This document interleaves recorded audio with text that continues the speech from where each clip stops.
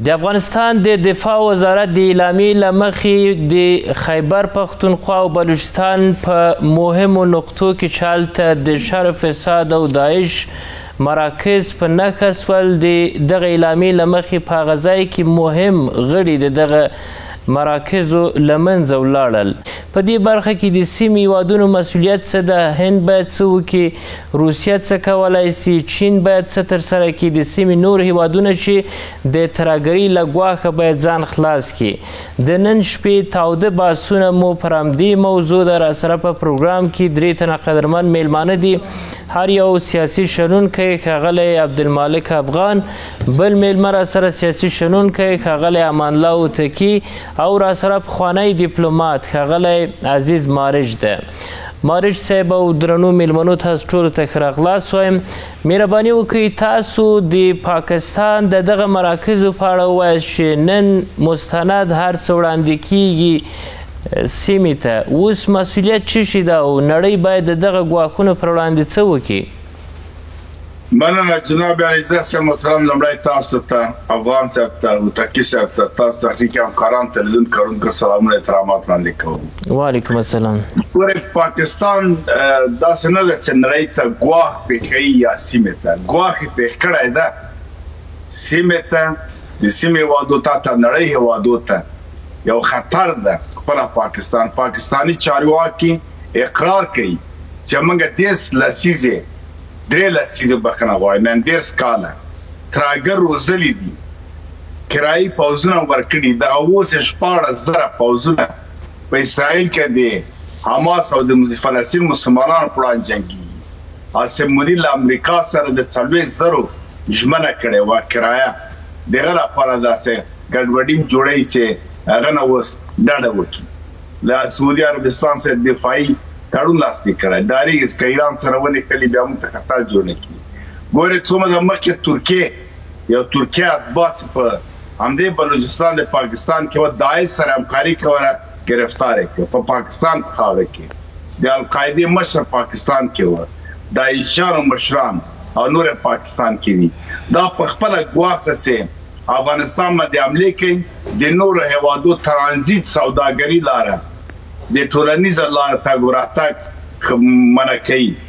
شانګهای غونډه د همکاري سازمان غونډه ده د امنیت لپاره کار کوي. هغه ته دا خپله خطر ده. مارج صاحب خپله دغه د مراکزو په نښه کېدل چې دفاع وزارت اعلان وکړ هلته مهم کسان یا د دوی غړي له منځه یوړل ټول، دا څه په ډاګه کوي سیمې ته؟ ګوره دا دوه شی کوي. یو افغانستان د ترهګرو په وړاندې مبارزه کوي، ترهګر نه پرېږدي، خپل دښمن هم نه پرېږدي. دا د هر هېواد حق هم د نن سبا صنعتي عنعنوي طور کوم هېواد نه چې دوی ته خطر پېښېږي اول هغه هېواد چارواکو سره خبرې کوي، ورته وایي خبر ورکوي، بیا پرې حمله کوي. دوهم دا ثابتوي چې پاکستان کې ترهګر دي نه په افغانستان کې، او پاکستان روزونکی د ملاتړ او د پټ ځای ورکولو ځاله ده د تورستانو. داعش خراسان دا چې مرکزي اسیا یا چین یا ایران کله کله داسې فکر کوي چې له افغانستانه به خطر پیښ شي. نن سبا دا ثابتوي چې نه، ترهګر او داعشیان په پاکستان کې دي. ګواښ له دې جهته ده پاکستان هم چې په افغانستان حملې کوي اسان دغه ادرسونه غواړي چې پټ کړي. دا هم رسوا کېږي، نړۍ او خلک یې ګوري تر روسیې او تر بل پورې. نو بنان څنګه چې تاسو په مقدمه کې ویلې که د سیمې هېوادونه واقعا غواړي خپل امنیت دپاره یو ډاډ ترلاسه کړي او ترهګرو په ضد مبارزه وکړي، باید هر یو خپل رسالت او مسؤلیت په ځای کې په هر ډول کېږي. که چیرې یو ادرس پیدا کېږي او واقعي توګه په کره شواهدو اسنادو لاسوندو باندې باید ټول په ګډه سره همکاري وکړي، هم د هېواد باندې فشار راوړي، هم هلته عملیات په ګډه سره عملي کړي. تاسو ویل چې د سیمې هېوادونو هر څه وکتل یا یې ګوري، کتل کفایت کوي؟ نه، کتل او توصیه کول او غندل دا هېڅ فایده په ځوان نه لري. دا چې ملګرو ملتو وغندل او امریکا وغندل د هغوی څه مسؤلیت هغه هېواد لري چې هغه ته ګواښ خطر ده یا متضرر ده.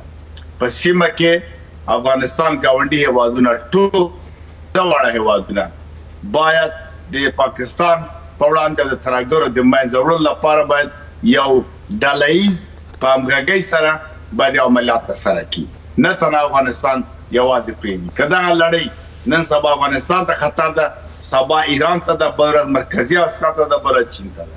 په صراحت باندې د پروژه د داعش یو خوریان راوستل سینګیان د چین ته هم پکې ده. مننه کوم. مارچ صاحب هند ویلي و چې تازه بیا ویلي، مخکې له دې ویلي و چې پاکستان سیمې نړۍ ته خطر ده او د تراکري مرکز پاکستان ده په نړۍ کې. اوس دغه پیښو ته که راسو یا دغه ځایونو ته چې اسلامي امارت په نښه کړل، دا مسله څومره مستنده سوه نوره هم چې باید سیمه په دې باندې پوه شي چې له دغه ځای څخه ماته خطر ده او باید د دغه هیواد پر وړاندې اقدام وکړو؟ مننه. دې ته ضرورت نشته چې دا خبره نور هم کره او مستنده شي. ټوله دنیا په دې خبره ده. د سیمې هیوادونه په دې باندې پوهېږي، یو وار، دوه وار، سل وارې، زر وارې په دې باندې خبر دي. په دې باندې ټول پوهېږي چې پاکستان جوړ کړی غربي هیوادو د خپلو موخو دپاره ده. خلک په دې پوهېږي چې دغه پروژه له غربه ورکول کېږي چې دا کارونه کوه. د پاکستان چارواکي د غربه ټاکل کېږي. جنرال امیرګل وویل د من چیف افسر په واشنګټن کې ټاکل کېږي. له دې نه پورته کرار مستند نور اسناد څه شی سره یې رایه کړي، څه ووایي سره یې. خپله چارواکي وایي چې موږ ترهګر روزلي. خپله چارواکي وایي د جهاد په نوم په افغانستان کې د روس او د امریکا جګړه او موږ کرایه عسکر ورکوي. خپل په سات باندې وایي. نو بنان دلته هند څه اقدام کوي، روسیه څه اقدام کوي. دې ته راځم چې دوی څه اقدام کوي. دا عام خلک د پاکستان په دې باندې پوهېږي چې دوی مشران له کومه ځایه مقرریږي او څه کوي؟ په څو مده مخکې ټولو سیاسي احزابو، سیاسي مشرانو، علماو دا خبره وکړله چې پاکستان یعنې پنجاب یعنې پاکستان، پنجابیان دي هلته، پاکستان د پنجابیانو ده. نور وګړي څوک هلته واک لري، خو هره ورځ همدغه پنجاب راځي د کوزې خوا پښتانه هغه اشغال کړې خاوره چې د افغانستان یې نیولې ده. دا ټول وزن په یو نوم په بل نوم. خپل وګړو ته دوی ترهګر وایي. بلوچستان کې څوک د سر راپورته کړي د خپل حق، د خپل ازادۍ، هغه د ترهګر نوم دی. هغه ولې وزن له منځه وړي؟ په لکاو نفر دا اوس په پښتونخوا بلوچستان کې ورک دي. مارج صاحب د پاکستان د پوځي رژیم شمیر څومره راځي او د عامو خلکو یې شمیر څومره ده؟ که دا دواړه سره مقایسه کوي، عام خلک یې نشي کولی چې دا پوځي رژیم تر فشار لاندې راولي یا یې لرې کړي؟ نه، کله کله خو نه کېږي. کله د یو رژیم یو حاکم نظام ټول واک سلا مهمات هر څه سره واخلي، خو بیا مشکله ده، وزلو ټکول کوي. اما همت د خلکو په کار ده. واقعا 2.5 میلیونه نفوس ده. وایي دوی خپله وایي دغه ټول جنرالان او پوځیان یې 10 میلیونه نه دي. دغه ټول پوځیان، نظامیان، دولت مردان، حکومت دا ټول خلک سره راټول کړي، که سیاسي احزاب سره ورکړي. مارم په خواشنۍ سره او اردو دا یې څه وګوره ټوله تقریبا دوی وایي چې 6 لک ده. نو بنان ولس یې باید راپورته شي، خو کله کله بې همتي دي ولسي او کله کله بېچارهګي. دلته دواړه موجود دي. دوی فدرالي په نوم باندې توازن د قوا او حق ورکول، تعادل، عدالت نشته. پنجاب وګورئ تاسو، ځوان معیشت، زندگی. اما د نور صوبې مثلا پښتونخوا یا بلوچستان یا کشمیر یا سند فرق کوي.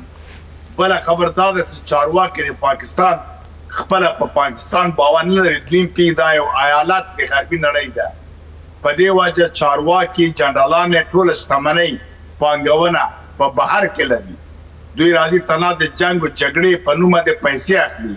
ایمل ولي 3 هفتې مخکې ویلې که پاکستان جنګ ونه کړي، جګړه ونه کړي، یعنې معنا دا تورست مدارانه ولي پیسه او ماس بیا سعودي او امریکا نه ورکوي. معیشت د ژوند د پاندې ده. خپله پاکستان یو تولیدي او صنعتي لوی هېواد نه ده. تقریبا نفوس له جغرافیې نه زیات ده. حالت یې ښه د ذات اسلامي وایي، نه اسلامي قانون لري، نه تاریخ اسلامي ده. عیسوي تاریخ استعمالوي. د جمعې ورځې رخصتۍ په ځای یکشنبې ورځ رخصتي کوي. د نر نکاح په نر باندې هلته کېږي. هر فساد او میرامنډۍ او بد اخلاقیات پرسته. مګر نړیوال حمایت ملاتړ لري، د غرب ملاتړ لري. د غرب یوه صوبه ایالت ته هر څه چې هر مشروعیت دوی ته ورکوي. ټول علما یو استثنا نشته، ټول علما ویان دي، سپیکران دي، ISI د دوی د جنرالان د ISI غلطو خلاف د شریعت امانه ته مشروعیت ورکوي، په همدې باندې فتوای ورکوي. نو بنا د دې یوازینی مخنیوی باید د سیمې هېوادونه لاس سره یو کړي. هند د افغانستان ته پوځي قوت ورکړي، روسیه دې ورکړي، چین دې ورکړي. ځکه نور له دې نه چې ورته ګورو خپل مړي خپل زخمیان حسابوو، بهتر د اقدام وکړي. د افغانستان دولت کافي وسله لري، د ناتو ټوله وسله ورته پاتې شوه، د اردو ورته پاتې شوه، خپله وسله یې شته. غلو رازنو مفسدینو شر او فساد چې کومه وسله پټه کړې وه په غرو کې په سوړو کې هغه هم راوویستله. ښه یو عقیدهیي اردو لرو. د پاکستان اردو خو موږ لیدلی چې په 1993 کال کې بنګالیانو جامې ترې ویستلې هندوانو. نو بنا د دوی عاجله اردو ده، تنخواخوره اردو ده، همت نه لري، غیرت نه لري. یو عمله پې پکار ده، دا رقم ورته کېناستل او خندل په دې باندې نه کېږي.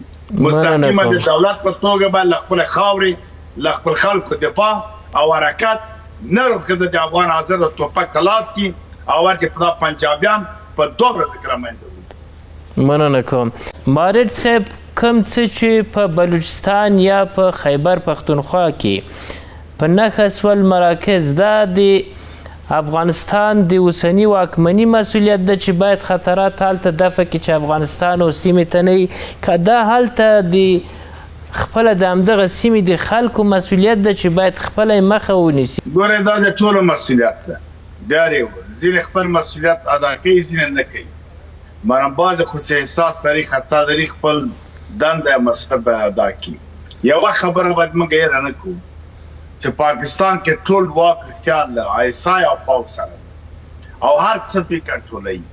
هېڅ حرکت، هېڅ سیاسي ګوند، هېڅ مذهبي ګوند بدون د ISI د مشورت نه ترسره کېږي. همدغه سیاسي احزاب، سیاسي ګوندونه، مذهبي ګوندونه، علما او دا کسان هغه وطن پرست مبارز هغه چې خپل حق دفاع کوي، په یو ډول نه یو ډول ISI او پوځ ته ورښیي، یا یې سټیج ته راولي، یا یې لاریونو مثلا مظاهرو ته راوباسي، پارلیټو ته راباسي، په یو ډول سټیج په سر دروي، هغوی یې پېژني چې فلانی ده. بیا د ترایګر په نوم، د عملیاتو په نوم، د تصفیې په نوم باندې راځي همدا خلک ګرفتاري واسي. دا برنامه ده، دا یو لوی ډار او تمثیل. اوس مارد صاحب بحث پای ته رسوو. د هند او د روسیې او د چین یا د سیمې دپاره څه کول پکار دي چې په دغه مبارزه کې له افغانستان سره وکړي؟ اول خپله د افغانستان مسؤلیت ته ځینې دندې باید ترسره کړي. یو سر له سبا د سفارت مطلق وشوي له دې نه، هغه خپل سفارت نه ته لوی تقریبا $1,00,000 د ورځې پیدا کوي، د 3.5 سره تنها خپله ویزه خرڅوي. PIA فعالیتونه چې ناکام سوي وه بیرته په همدې سفارت په قنصلۍ باندې په پیسو بودیجه باندې فعاله کړل. دا چېرته پیسې له بهر نه ځي افغانستان ته، ټول د سفارت د پاکستان ته ځي. دا یو ډیپلوماټیک اصول جابې چې ته په یو خاوره باندې تجاوز کوې، یرغل کوې، بیا نو ډیپلوماټیک اړیکې چې ته جنډه یا بیرغ رپېږي، دا خلاف د ټولو نورمونو ده. دا یو. سوداګري د مطلق سره بنده کړي، لارې هېڅ تاجر، هېڅ سوداګر حق باید ونه لري چې له پاکستانه توکي راوړي افغانستان ته. دننه په افغانستان کې خبرې پکار نه دي چې دا توکي خلاف باید را نه وړي. روس او هند مستقیما باید دفاع وزارت خواست وکړي چې دوی موږ ته خوا وایي، مدافع وایي راکړي، لاس د امریکا پلاس د پاکستان هم د نور غربي هېوادو، ځکه د دوی په مشوره، د دوی په پروژه، د دوی په امر باندې پاکستان راځي دا سیمه نامنه کوي. باګرام ته، مرکزي اسیا ته دغه جوړ ته خطرات تهدید ایران او روسیې ته جوړول، په دې دهشتګر تورستان راوستل او انتقالول مرکزي اسیا ته، دا دوی پروژه ده. دا چې خپله پنجابیان په دې کې څه موخې لري، څه اهداف لري، ادرسونه ګټه جدا خبر ده. نو بنا د سیمې هېوادونه روس، چین، هند مستقیم د افغانستان سره مرسته وکړي پوځي، او نور که چیرې بیا پاکستان حمله وکړله او په ګډو ته دې حملې باید د غچ اخیستلو د انتقام او بالمثل عمل سره وسی مننه کوم افغان صاحب بس پای ته رسو هوتکی صاحب افغان صاحب مارج صاحب او درنولیدونکو تاوده باسونه پر همدې ځای پای ته رسیږي د خدای په امان له لیدلو مو مننه